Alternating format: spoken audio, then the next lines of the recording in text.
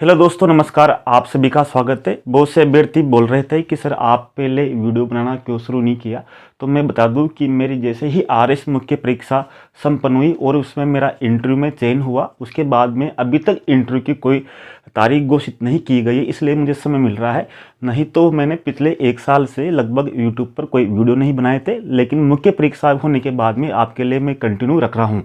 अब आप देखोगे कि आरटीई जो अधिनियम है, इसकी आप देखोगे तो इसकी जो बुकलेट है राजस्थान सरकार की और केंद्र सरकार की, इतनी बारीक बारीक सी बुकलेट है, यानी कि 15-20 पन्नों की बुकलेट है और वहाँ से ही पूरे क्वेश्चन पूछे जाते हैं। तो इसके लिए सीमित सिलेबस है और इसमें आप पूरे 5 में से 5 क्वेश्चन सही कर सकते हो। इसके लिए यानी कि आपके जो भी नंबर पूछे जाएंगे या जो भी प्रश्न पूछे जाएंगे, जितने भी नंबर के रहेंगे वो पूरे आपके सही होंगे।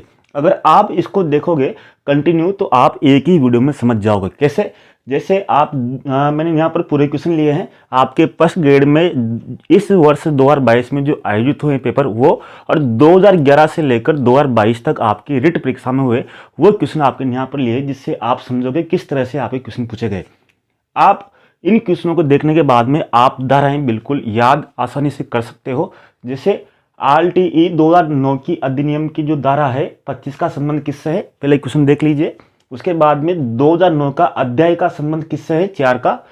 धारा 10 का संबंध किससे है, आरटीई 2009 की कक्षा 1 से 5 के लिए, यानी कि कक्षा 1 से 5 के लिए, न कि 6 से 8 के लिए। एक कक्षा में अगर 61 से 90 के छात्र है तो कितने शिक्षकों की आवश्यकता है। इसी तरह आरटीई 2009 की धारा 29 की उपधारा ए का संबंध किससे है। ये 5 क्वेश्चन आपके फर्स्ट ग्रेड में पूछे गए थे। इसी तरह ये क्वेश्चन जो नीचे के हैं ये आपके रिट में पूछे गए थे, यानी कि वो छोटी सी बुकलेट ही है, उससे पूरे क्वेश्चन पूछे गए। आरटीई 2009 में अध्यापक के लिए न्यूनतम कार्य घंटे प्रति सप्ताह कितने हैं। आरटीई 2009 में किसी पर ध्यान नहीं दिया गया है, कथन आया था। आरटीई 2009 में देश में कब लागू हुआ। आरटीई 2009 में कौन सा कथन सत्य नहीं है, और आरटीई 2009 में अध्यापक के कौन से दायित्व को पूरा करना होगा। इस तरह से आपके पूछे गए। अब मैं आपको धाराएं बताऊंगा, पूरे इनके आंसर बताऊंगा, आप इसको आराम से देखना और बिल्कुल याद करने की कोशिश करना। मैं आपको यहाँ पर याद कराने की कोशिश करूंगा। पहले तो आप धाराएं याद कर लीजिए, फिर इनके आंसर बताता हूं कि किस तरह से आपको इनको तैयार करना है। यानी कि मैंने कोशिश की है कि पूरे की पूरी जो आपके सिलेबस है, जैसे ये सिलेबस मैं यहाँ पर कंप्लीट कर दूंगा, तो आपका जितना भी सिलेबस है मैं 2-4 वीडियो में आपके संपन्न कराने की कोशिश करूंगा। जैसे आपके 26, 27, 28 को आपको रिट का पेपर है मुख्य परीक्षा का प्रहरी को, तो आप बोल सकते हो कि आपका रीजन है, आप पढ़ाई नहीं कर सकते उस समय। क्यों? क्योंकि 26, 27, 28 को आपका रीजन है कि आप पढ़ाई नहीं कर सकते। तो रीजन से क्या हो रहा है, री से रिक्त, ज से जनगणना, न से निजी, यानी कि धारा 26 का संबंध किससे है कि आपके विद्यालय में कम से कम रिक्त पद, यानी कि 10% से कम, यानी कि उससे ज़्यादा खाली नहीं होना चाहिए। 27, यानी कि धारा 27 का जैसे क्या बन रहा है, जनगणना, यानी कि धारा 27 का मतलब ये है कि इसमें आपको अध्यापक की ड्यूटी जनगणना, चुनाव, आपदा के अतिरिक्त किसी में लगाई नहीं जा सकती। इसी तरह 28 न आ रहा है पीछे, तो 28 में मतलब है कि अध्यापक निजी ट्यूशन नहीं करा सकता। 3 धारा याद हो गई। अब बाकी और धारा याद कीजिए, कैसे, किस तरह से। धारा 12 से 17 तक आप देखोगे तो सभी में नहीं नहीं ही नहीं है, यानी कि 12 में नहीं, 13 में नहीं, 14 में नहीं, 15 में नहीं, 16 में नहीं, 17 में नहीं, यानी कि आपको नहीं ध्यान रखना है। कैसे? जैसे धारा 25 की नहीं में यह है कि किसी भी विद्यालय को अपनी 25% सीटें किन के लिए, जो वे छात्र जो अपनी फीस देने में असमर्थ है, जो फीस नहीं दे सकते, यानी कि जो कमजोर है, नहीं दे सकते, तो उनके लिए 25% सीटें उनके लिए देनी होगी। इसकी तरह नहीं, यानी कि 13 में, धारा 13 में दिया हुआ है कि नहीं, यानी कि शुल्क नहीं लिया जाएगा किससे, यानी कि किसी भी छात्र से। अगर शुल्क लेते हैं तो फर्स्ट में 25,000 जुर्माना, दूसरी बार में फिर अपराध करते हैं तो 50,000 जुर्माना। इसी तरह 14 में नहीं, यानी कि किसी भी विद्यार्थी से जिसे अनावश्यक प्रमाण पत्र नहीं लिया जाएगा। 15 नहीं, यानी कि वर्ष भर, यानी कि किसी भी अभ्यर्थी को प्रवेश से वंचित नहीं किया जाएगा। फिर क्या आया, नहीं किया जाएगा। ऐसे तो आपके दिया हुआ है कि 30 सितंबर तक प्रवेश लिया जाएगा, लेकिन प्रावधान ये है कि अगर अभ्यर्थी उसके बाद में भी आता है तब भी उसको प्रवेश दिया जाएगा, नहीं उसको रोक नहीं सकते।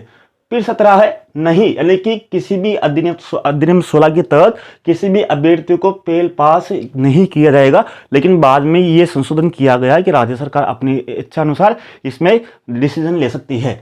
17 नहीं, यानी कि सभी में नहीं है। 17 के अनुसार किसी भी अभ्यर्थी को शारीरिक दंड नहीं दिया जाएगा।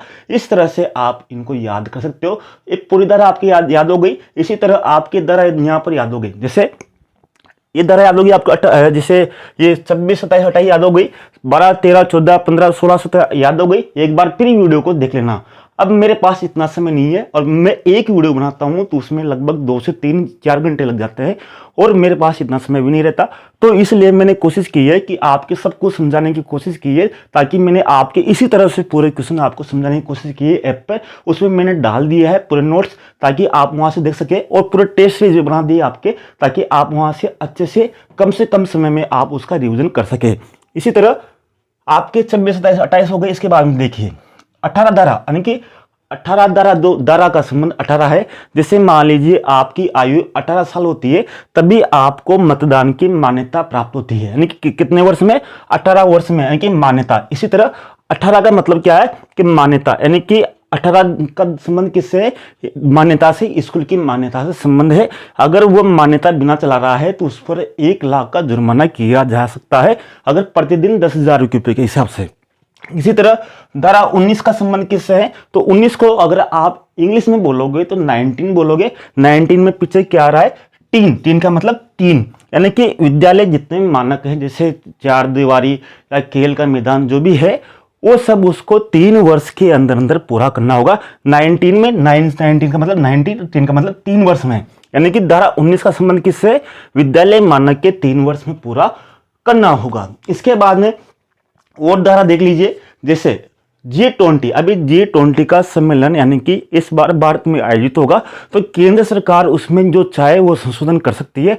तो इससे आप याद कर सकते हो कि धारा 20 का संबंध है कि केंद्र सरकार नए मानक, नए लोप उसमें कर सकती है। किसमें? RT अधिनियम 2009 में किसी भी तरह के उसमें संशोधन या ये कर सकती है। इस तरह से आप पूरी धारा याद कर सकते हैं। अब बात करते हैं आपके, जैसे RT अधिनियम धारा 25 का संबंध किससे था? छात्र शिक्षक अनुपात से। अब आपको छात्र शिक्षक अनुपात आपको ध्यान रखना है, क्योंकि आपके और पूछे गए थे। जैसे कक्षा 1 से 5 के लिए एक कक्षा में 61 से 90 के छात्र हो तो कितने शिक्षकों की आवश्यकता होगी। अब यहाँ पर देखिए, आपको देखना यह है कि जैसे अगर मैं कक्षा 1 से 5 की बात कर रहा हूँ, कक्षा 1 से 5 तक के, अगर कक्षा 1 से 5 की बात करो तो जिसे 60 बच्चों पर 2 शिक्षकों की आवश्यकता होगी। फिर 90 बच्चे हो जाते हैं तो 3 शिक्षकों की आवश्यकता हो जाएगी, यानी कि 60 से 90 पर, यानी कि 30 बच्चों पर 1 शिक्षक बढ़ जाता है। अगर फिर 90 से 120 होते हैं तो फिर 30 बच्चे बढ़ते हैं तो 4 शिक्षक, यानी कि प्रत्येक पर 1-1 शिक्षक बढ़ रहा है। यानी कि कक्षा 1 में 1 से 5 तक, यानी कि 200 बच्चों तक तो 30.1, यानी कि 30:1 का अनुपात रहेगा। लेकिन कक्षा 1 से 5 के ऊपर अगर 200 से ऊपर बच्चे निकल जाते हैं तब ये अनुपात 40:1 हो जाएगा। ठीक है, इसमें कंफ्यूज नहीं होना। जब 200 से ऊपर बच्चे रहेंगे तब भी ये अनुपात 40:1 रहेगा। लेकिन 40 से 200 से कम रहेंगे तो 30:1 ही बच्चों का रहेगा। तो आपके पूछा गया था यहाँ पर कि 60 से 90, यहाँ देखो क्वेश्चन, 60 से 90 के बीच में छात्र हो तो कितने शिक्षक की आवश्यकता होगी? यानी 3 शिक्षक की आवश्यकता होगी। अब फिर कुछ क्वेश्चन पूछा गया आपके कि RT अधिनियम का अध्याय 4 का संबंध किससे है। अब आपको यहाँ पर सूक्ष्म दृष्टि रखनी है कि अध्याय पूछ रहा है कि धारा पूछ रहा है, क्योंकि बहुत से क्वेश्चन आप वहां पर गलत करके आओगे। कैसे करके आओगे? क्योंकि आप वहां पर ध्यान रखना, अगर आपको कोई शब्द, आप ध्यान रखना, अगर आपको कोई शब्द ऐसा लगता है कि वो थोड़ा कंफ्यूजन है तो उसके नीचे अंडरलाइन कर लेना पेपर के नीचे और उसको पढ़ना। जैसे नया अध्याय आया तो इस पर नया अंडरलाइन करना वहां पर पेपर में।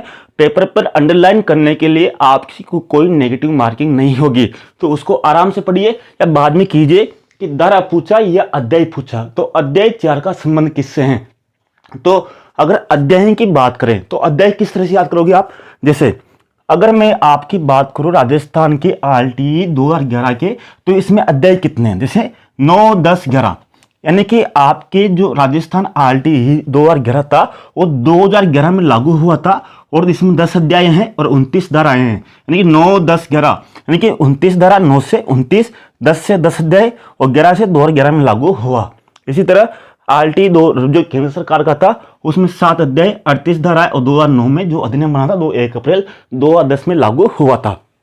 इसके बाद में अब आपकी पूछा गया है कि अध्याय 4 का संबंध किससे है, तो विद्यालयों और शिक्षकों के उत्तरदायित्व से उसका संबंध है। अब आपके बात ये आती है कि RT 2009 है, उसमें आपके सबसे बड़ा अध्याय कौन सा है और सबसे छोटा अध्याय कौन सा है। तो सबसे बड़ा अध्याय तो आपके 4 ही है जो आपकी पूछा गया, और सबसे छोटा अध्याय आपके 1 है जिसका संबंध प्रस्तावना से है, जिसको RTE यानी कि गोपाल कृष्ण गोखले को जन्मदाता कहा जाता है। इस तरह से आपको सब कुछ याद करना है। अब इसी तरह आपकी जो RTE जो अधिनियम था उसमें 2 वर्ग हैं, प्रथम और द्वितीय। जो प्रथम पहला वर्ग है 1 से 5 तक, तो पहला वर्ग है तो 1 किलोमीटर, पहला में भी 1 और पहला में भी 1, यानी कि इसमें 1 किलोमीटर की दूरी होना आवश्यक है, यानी कि 1 किलोमीटर की दूरी के आसपास ही विद्यालय स्थापित करने चाहिए। और दूसरा वर्ग है तो 2 किलोमीटर, पहला वर्ग है तो 1 किलोमीटर, दूसरा वर्ग है तो 2 किलोमीटर, यानी कक्षा 6 से 8 के बीच में जो दूरी होनी चाहिए विद्यालय की वो 2 किलोमीटर के आसपास होनी चाहिए।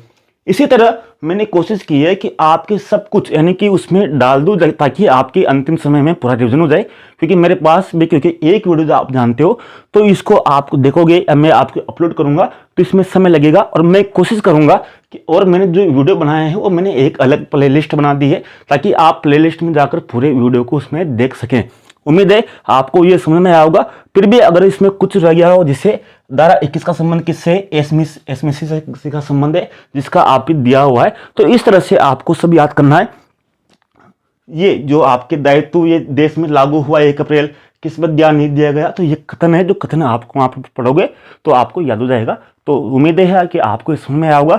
और अगर आपको फिर भी हमारे ऐप पर किसी भी तरह की दिक्कत हो तो आप इस हेल्पलाइन नंबर पर कॉल कीजिए या मैसेज कीजिए, आपके पूरे समाधान होंगे, आपको किसी प्रकार की जो असुविधा नहीं होगी। धन्यवाद, नमस्कार, जय हिंद।